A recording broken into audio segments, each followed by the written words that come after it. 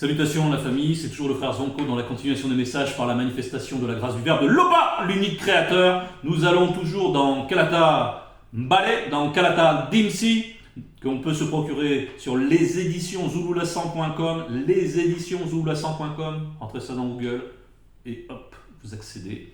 Vous accédez à un trésor inouï, à la restitution des écrits originels, dont les Bibles falsifiées sont des ersatz, des copies falsifiées, tronquées, où on a maquillé tout ce qui concerne précisément l'homme noir, et aussi tous les noms des lieux, bien sûr, parce que c'est lié aussi à l'héritage de l'homme noir. Donc, oui, la spiritualité, c'est une question de race, que ça vous plaise, que ça vous plaise pas, ça a été établi ainsi. Le premier homme Moto, c'était un homme noir, dans le visible, avant la chute. C'est comme ça. Et toute sa descendance, c'est les patriarches.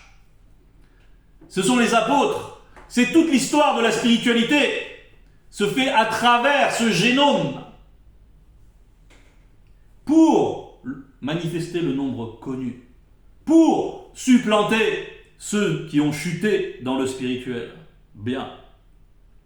C'est ainsi, il ne faut pas que ce soit un trouble. Ceux qui disent c'est une doctrine racialiste, tatati, tatata, vous êtes dans l'hypocrisie, vous êtes dans la mauvaise foi. Parce que quand on vous dit que Adam est blanc, qu'il y a des représentations, là vous acceptez, là ça ne vous pose aucun problème. Quand on vous dit que les tenants des prémices de la spiritualité, ce sont des juifs, ce sont des...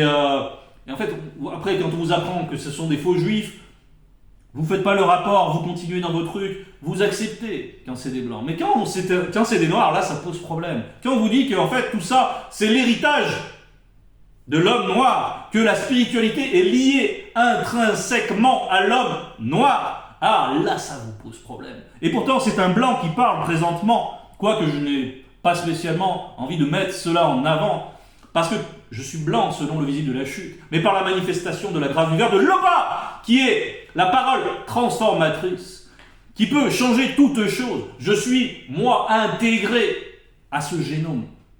Je serai intégré. Ça dépend de où on se place. On peut parler au futur, au présent, ça dépend dans quelle réalité on se place. Mais ça, on ne va pas rentrer dans ces subtilités. Et aujourd'hui, par la manifestation de la grâce du Verbe de Loba, à travers Zouloulassan, la grâce est aussi offerte aux autres races qui veulent s'identifier à la vérité, à la justice et à l'homme noir. Donc, tout ça est un. Et oui, le Verbe de Loba peut transformer la génétique. N'est-ce pas lui qui en est l'auteur par la permission de la manifestation de la volonté de Loba? Pourquoi on ne pourrait pas, faut pas limiter le Verbe. Il dispose comme il veut de la réalité, de toutes les réalités. Bien, c'était l'introduction et on va voir aujourd'hui que c'est lié aussi à cette thématique. On va aller dans Biala, donc au chapitre 14. Biala, ça va correspondre à Deutéronome dans les Bibles falsifiées. Là, je suis dans Kalatan Dimsi. Donc, les descendants du peuple initié noir reviendront au Verbe de Loba. Les descendants du peuple initié noir reviendront au Verbe de Loba. Là, on nous parle donc d'une réintégration. Il y a eu un gap, il y a eu une discontinuité dans la filiation des initiés. Il y a eu un abaissement, n'est-ce pas? Et il y a eu une rupture avec l'alliance. C'est ça, cette discontinuité. Donc... Mais on nous dit ici que les descendants des initiés, là, de l'époque de Boussi, car c'est Boussi qui parle présentement, Boussi qui va correspondre à Moïse dans les Bibles falsifiées, donc qui transmet la loi au peuple, qui avertit le peuple et qui prophétise sur les conséquences de l'obéissance et de la désobéissance. Tel est le contexte. Tout ce que je vous ai décrit, promesses de bonheur et menaces de malheur, s'accomplira. S'accomplira. Donc là, c'est la prophétie, parce que Boussi, il a la vision. Il voit ce qu'il prophétise, n'est-ce pas? Donc, il en parle avec assurance, et il dit que ça s'accomplira lorsque Moutatedi, qui est l'entité qui guide et qui intronise les initiés, aura retiré sa protection du fait de la désobéissance, et que vous serez dispersés dans les habitations des Blancs et des sans-mêlés, entre parenthèses métis, virgule, vous méditerez sur ces événements, vous reviendrez au ver de Loba, et vous lui obéirez à nouveau. Bien. Là, bon, il y a plusieurs choses. Lorsque Mutateli aura retiré sa protection, donc, du fait de la désobéissance, c'est ce qui se produit, c'est qu'on retire la protection. Qu'est-ce qui arrive ensuite quand il n'y a plus la protection? Eh bien, le monde occulte en profite immédiatement pour asseoir son joug, n'est-ce pas? Et ce joug, il est particulièrement véhiculé par les autres races, les races qui sont venues après, de l'engeance des déchus, donc des Bamulolma Bugulanais avec les femmes noires. Et puis ensuite, il y a eu d'autres métissages parce que ces enfants ont ensuite, il y a eu d'autres métissages et diverses races sont advenues, n'est-ce pas? Et ils ont été marqués par cette génétique, par cette semence dégénérée des anges déchus, parce que leur semence a été altérée. On ne va pas trop rentrer, il faut quand même reposer un petit peu l'origine. Et donc, les Blancs et les sans-mêlés sont des acteurs pour le monde occulte, pour que le monde occulte agisse en termes d'oppression vis-à-vis du peuple noir. Ok. Et là, on nous parle justement, et que vous serez dispersés dans les habitations des Blancs et des sans-mêlés. Donc il y a eu une diaspora, il y a eu l'esclavage, il y a eu l'abaissement. On sait aussi comment, aujourd'hui encore, même si on est dans une phase différente, il y a eu des décrets spirituels qui permettent que ce ne soit plus possible d'être abaissé à ce point par l'esclavage. Parce que l'esclavage, c'est quelque chose de terrible, où on vous retire même votre conscience de l'être, on essaie de vous extirper même toute dignité, on vous chosifie, vous n'êtes plus considéré comme un être. Et on vous utilise à faire du n'importe quoi, bien sûr, à toute forme d'oppression. L'esclavage, c'est quelque chose de terrible. On va prendre un petit peu ce qui est dit dans Biala 12. On va prendre juste à partir du verset 19, « Sous vos yeux, vos fils et vos filles seront livrés à la servitude, à des blancs, à des sans-mêlés. Vous vous fatiguerez à guetter leur retour à longueur de journée et vous ne pourrez pas l'obtenir. Les blancs et les sans-mêlés se nourriront de vos récoltes, de tout le produit de votre travail. Vous serez sans cesse exploités et maltraités. » Donc, dans une certaine mesure, l'exploitation continue, bien que nous observons, à travers la France-Afrique, à travers d'autres réseaux, à travers d'autres nations de blancs et de sans-mêlés, comme on voit en ce moment, donc en République démocratique du Congo, comment on fait en sorte pour piller les ressources, on finance des présidents qui sont sans foi ni loi, on les intronise dans la maçonnerie, bref, on connaît tout ça, on sait tout ça, et tout ça pour exploiter donc les richesses de l'Afrique, de ce que les gens appellent l'Afrique, qui est ouassé. Bon, on voit qu'il y a une... Mais en même temps, ce joug-là est en train d'être ébranlé. On voit comment la France est abaissée, et on va y revenir. Et donc ce joug est en train de lâcher prise, n'est-ce pas? Bon, c'est pour un peu contextualiser. Mais ce que l'on voit ici, c'est par rapport aux descendants des initiés, ils ont une particularité, c'est que face aux souffrances qu'ils endurent, il est dit, vous méditerez sur ces événements. Vous méditerez. Voilà la grande nuance, c'est que cette souffrance pour les descendants des initiés amène cette méditation, c'est-à-dire la réflexion. On recherche le sens. Qu'est-ce qu'on a fait pour en arriver là? Pour être à ce point abaissé, méprisé dans tous les médias, dans toutes les représentations. On le voit encore aujourd'hui. Si vous regardez les dessins animés récents, Tom Sawyer et tout, on représente les Noirs avec des bouches énormes. Alors que les bouches épatées, c'est beau chez l'homme noir, chez la femme noire. Mais non, on les caricature, on les avilit dans tout. Le diable, il est représenté en tant que noir. Les anges, ils sont tous blancs. Voilà. Donc ça fait réfléchir quand même, normalement, ça doit faire réfléchir. On ne peut pas accepter ça, comme les religieux. Les religieux, ils acceptent cela. Ils ne méditent pas, mais au contraire, ils adhèrent encore plus à leurs oppresseurs et à tout leur système de pensées derrière lesquelles il y a des démons religieux et ils vénèrent ce Jésus, cet imposteur qu'ils proclament Dieu parce qu'ils adorent la créature. Ils ne font même pas de distinction, ils n'ont plus les capacités cognitives pour distinguer ce qu'est une créature, ce qu'est le créateur. Et ils adorent la créature et ils sont là, ils remplissent ces églises comme des insensés.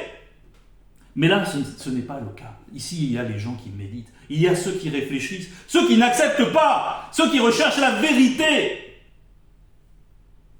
Dans cet abaissement, mais encore, aujourd'hui, on peut voir comment on peut accepter d'être ainsi représenté, d'être ainsi avili. Parce qu'aujourd'hui, il y a le choix, on n'est plus dans la servitude. Il faut faire le pont aussi avec ce qui se passe aujourd'hui. Parce que Zulu Lassa manifeste la grâce. Et là, on est dans l'ère de la révélation. Et il met en exergue donc toutes les failles de ces fausses doctrines pour montrer à quel point donc tout a été falsifié. Et il nous restitue les écrits originels, avec tous les noms véritables, avec tous les détails, avec tellement de révélations et de puissance, que ça fait vraiment honte pour les religieux, par rapport à leur pauvre Bible, gavée d'erreurs, de contradictions, qui n'explique rien des choses spirituelles. Quand on lit le commencement, quand on lit le véritable Bébothédi, mais attention, et ça ouvre les champs de conscience, ça transcende la conscience. Ça n'a rien à voir avec la pauvre Genèse, là. On raconte une histoire, on pourrait mettre ça en théâtre avec des petites marionnettes, là. Et il faut arrêter le spectacle, c'est fini. Bien, donc il faut réfléchir. La grande différence, c'est qu'il faut accepter de réfléchir. Arrêtez avec vos dogmes religieux, vous empêchez de réfléchir. Réfléchissez. Si vous vous interdisez de réfléchir, alors vous restez comme ça, écrasé. Parce que vous aimez ça, vous aimez la gloire des hommes, vous aimez, peu importe la vérité. C'est ça. Au radical, hein, ça revient à ça. C'est qu'il y en a qui cherchent la vérité, qui cherchent la justice et qui vont au-delà des apparences. Et il y a ceux qui veulent prendre une bonne place dans ce monde des apparences, dans ce monde de spectacle. Et ils veulent leur part dans tout ça. Il y a La division, elle se fait là, hein, quand on reçoit la révélation. Hein. La division, elle se fait là. Bien. Verset 3, vous et vos descendants, vous vous conformerez ainsi de tout votre cœur, la conscience du cœur, et de toute votre âme au commandement que je vous ai communiqué aujourd'hui. Donc c'est la réintégration. On va prendre Loma aussi, Loma qui prophétise, Loma qui correspond à Malachie dans les Bibles falsifiées. Chapitre 4, on va prendre à partir du verset 5. Il ramènera la conscience des pères initiés à leurs descendants. C'est ce qui se passe, c'est ce qui est prophétisé aussi là dans Moussi. Et la conscience de leurs descendants deviendra la conscience des pères initiés. De peur que Moudima Beko Kisedi ne vienne frapper spirituellement chacun d'intérêt. Bien. Il y a un retour aux sources. Et ce retour aux sources aussi s'opère dans notre époque. Et ce retour aux sources, c'est le retour à l'obéissance aussi, à la loi. C'est vouloir se laisser transformer par le Verbe. Et le Verbe donne cette capacité à changer, c'est la parole transformatrice, à évoluer, à se laisser sanctifier, à obéir. Ce qui peut paraître difficile au début, en fait, devient évident de plus en plus dans la marche. Verset 4, entre parenthèses, trouble. Le Verbe de Loba changera votre sort. Virgule. Moutateli vous manifestera sa bonté et vous fera revenir spirituellement de tous les pays où Moudiba Beko Kisedi vous aura laissé être dispersé. On nous parle encore de cette diaspora. Mais avant ça, il y a ce trouble. Parce qu'il faut rappeler que Boussi, il est dans la vision au moment où il parle. Trouble. Le trouble vient du fait de ce qu'on a lu là, dans Biala 12, de tout cet abaissement. Parce que c'est quelque chose de terrible, ce qu'a vécu le peuple noir. Au plus fort de la crise de cette diaspora, au plus fort de la crise de l'esclavage. Quel abaissement! Terrible, terrible. On nous parle tout le temps, ils veulent toujours nous mettre en exergue la souffrance des faux juifs. Quoi qu'on n'enlève rien à la souffrance, hein. Mais, attention, Il faut garder les choses en toute comparaison, avec justice. Qu'est-ce que c'est en comparaison de ce qu'a vécu le peuple noir et de ce que, dans certaines contrées, le peuple noir continue à vivre? On en est à plus de 6 millions de morts au Congo. Personne n'en parle. Personne n'en parle. Des morts à la machette, on brûle les gens, on fait n'importe quoi, femmes, enfants. Personne n'en parle. C'est pour vous dire que la souffrance de l'homme noir, on ne fait toujours que la diminuer. Bon, on ne va pas rentrer dans la concurrence victimaire, comme ils aiment l'appeler. Bref, il faut quand même prendre la mesure des choses. Donc, Boussi voit cet abaissement, Boussi voit cette souffrance, voit le délire, voit l'infamie. On ne va pas lire Toubiala 12, vous pouvez relire Toubiala 12 si vous voulez en avoir une plus juste représentation. Donc ça vient de ça le trouble. Le verbe de Loba changera votre sort, mais voilà ce qui est promis, c'est ce changement. Et on nous parle ici donc de la réintégration, et on nous parle aussi du fait de revenir. Mais c'est pas revenir physiquement. Ça peut être un retour physique au continent de Wassé. Il va y avoir des retours au continent de Wassé. Il y en a déjà certainement. Mais c'est avant tout la réintégration spirituelle. Et par le biais d'Internet aujourd'hui, c'est ce qui se fait. Zouloulasan est sur les canaux et le message se diffuse partout dans le monde. Et cela produit des effets. Gloire à Loba. Même si vous êtes alors en exil aux extrémités de la terre, le verbe de Loba ira vous récupérer et Moutateli vous rassemblera pour vous ramener dans la bergerie de vos ancêtres. Vous en reprendrez possession et il vous sera accordé d'y être nombreux. Donc, aujourd'hui, il y a aussi la bergerie sur Facebook, la Kisabé 832. Il y a la bergerie. Bien, c'est un site virtuel. Mais la bergerie, c'est avant tout spirituel. Cette réintégration, c'est avant tout spirituel, comme on l'a dit. Le verbe de Loba purifiera votre cœur, de la conscience du cœur, et celui de vos descendants, pour que vous aimiez Loba de tout votre cœur, de toute votre âme et de tout votre esprit, afin que vous puissiez vivre. Et à nouveau, donc, cette grâce est manifestée. Il faut adhérer au message de Zoula. Soyons sincères, qui est comme lui qui est comme lui? Qui a de telles paroles? Qui a une telle connaissance? Qui peut se comparer? Qui peut se comparer? On voit bien que ce qui émane de lui ne vient pas là du visible de la chute. Ce n'est pas possible. Ce n'est pas possible. Ce n'est pas possible. Même des Tolkien, des gens qui ont une imagination énorme, qui peuvent faire des trucs sur des lignées, etc. Mais il y a, au milieu de tout cela, c'est de la fantaisie. Il n'y a pas la précision, il n'y a pas la vérité. Là, tout est intègre. Tout est un. Parce que c'est la vérité qui s'exprime à travers Zouloulasan. C'est le verbe de Loba. Il faut être sérieux un petit peu. Il faut quand même reconnaître cela. Vous ne pouvez pas. Et si vous voulez vous mentir quant à cela, eh bien, c'est cela votre lot. Et le lot qui vous est attribué, c'est toute la malédiction. Toute la malédiction. Parce que vous rejetez la grâce manifestée, vous rejetez la vérité, vous rejetez Zouloulasan.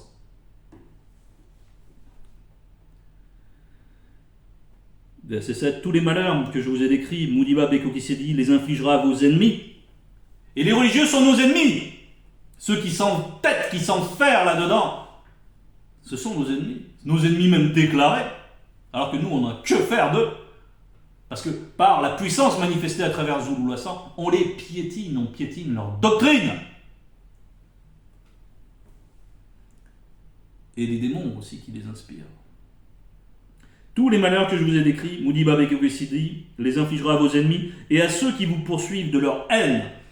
Tandis que vous obéirez au verbe de Loba en accomplissant tout ce que je vous ordonne de sa part aujourd'hui. Donc, j'ai parlé des religieux, ça peut représenter aussi les autres races. On voit, donc ce joug qu'avait par exemple la France-Afrique, comment ce réseau, ce maillage est en train de se désagréger, et la perte de l'influence de la France en Afrique, dans Wassé, sur le continent, mais aussi le réveil. Il y a eu un décret spirituel aussi qui vient conjointement avec la manifestation de Zouloulasan pour pouvoir recevoir.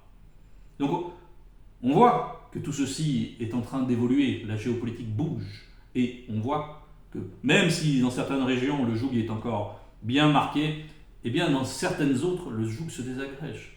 Et les gens n'acceptent plus d'être avilis en tant que noirs, n'acceptent plus comme avant. Alors bien sûr, il y aura toujours qui accepteront, il y aura toujours des gens pour adhérer, et surtout par le vecteur des religions.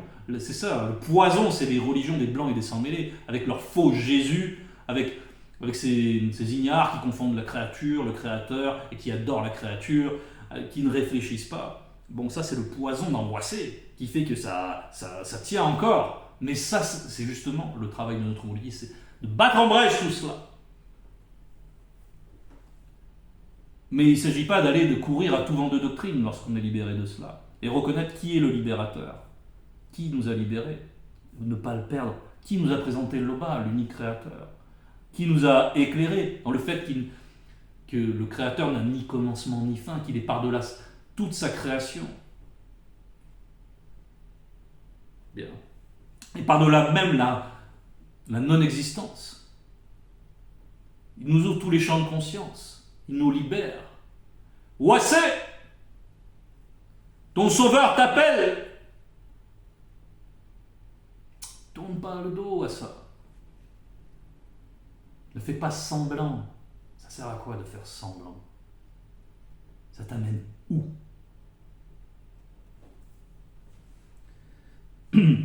Moutat dit vous accordera le succès dans tout ce que vous entreprendrez selon le verbe. Vous aurez de nombreux enfants, vos bêtes auront de nombreux petits et vos récoltes seront abondantes. Là, on nous parle d'une abondance, des enfants, etc. Pour manifester le nombre connu, il y aura cette prospérité, il y aura tout cela. Pour ceux qui suivent les lois du verbe de l'Obab, pour ceux qui se laissent avertir, ils seront mis à l'abri par l'enseignement. Ils auront la capacité de discerner et éviter les mauvaises circonstances. Et ils auront la protection du verbe de l'Obab. En effet, autant Moutat dit c'est plus à faire du bien à vos ancêtres, autant il se plaira à vous en faire davantage si vous obéissez au verbe de l'Oba et mettez en pratique les commandements et les prescriptions contenus dans le présent rouleau de la loi. Virgule. Et si vous revenez à lui de tout votre cœur, entre parenthèses la conscience du cœur, virgule, de toute votre âme et de tout votre esprit. Oui, la spiritualité c'est 100%. C'est pas à la carte comme dans certaines religions, on peut faire du haram, du halal, bref, un peu de ci, un peu de ça, un peu de n'importe quoi. Non, on veut nos 3 êtres soient consacrés pour être des temples, pour être aussi des petits feux. Car Zul c'est un grand feu, un grand brasier auprès duquel on peut venir se réchauffer, auquel on peut venir avec de mauvaises intentions, mais là on est consumé. Voilà.